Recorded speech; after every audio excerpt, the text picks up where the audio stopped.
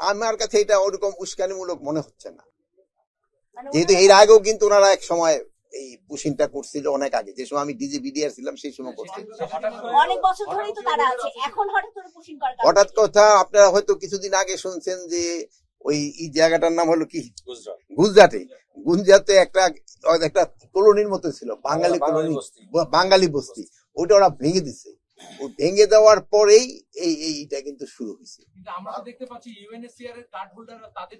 UNSCR এর card, এটা আমরা অলরেডি প্রোটেস্ট পাঠিয়েছি।